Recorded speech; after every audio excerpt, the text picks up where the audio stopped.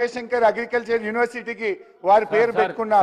కొండా లక్ష్మణ్ బాపూజీ గారి మీద వారికి ఏదో ప్రేమ ఉన్నట్టు చెప్తున్నారు. కొండా లక్ష్మణ్ బాపూజీ గారి పేరు మీద హార్టికల్చర్ యూనివర్సిటీ పెట్టాం. అవన్నీ పల్లా రాజేశ్వర రెడ్డి గారు అన్ని చెప్పారు. మీ మీద ఏది వచ్చిందో అది మాట్లాడండి. ప్లీజ్.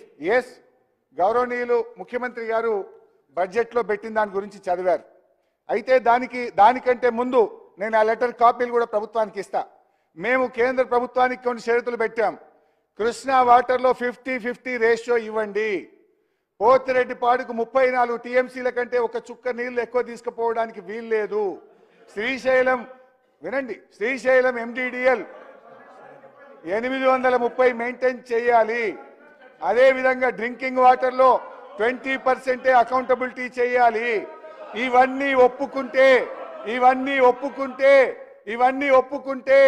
మేము బోర్డుకి ఇవ్వడానికి అభ్యంతరం లేదు అన్నాం.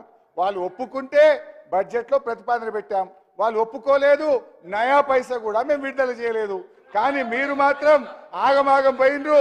2 నెలలనే పోయినరు. బోర్డుకు 1 నెల రోజుల లోపల అప్పచెప్తామని ఒప్పుకొని వచ్చి ఇవాళ మీరు మళ్ళీ ఉల్టా దబాయించే ప్రయత్నం చేస్తున్నారు. ఇప్పటికీ నాగార్జున సాగర్ ఎందుకు సిఆర్పిఎఫ్ పోలీస్ కస్టడీలో ఉంది? స్పీకర్ గారు, హరీష్ రావు గారు ఈ విషయంలో పదే అసత్యాలు పలుకుతున్నారు.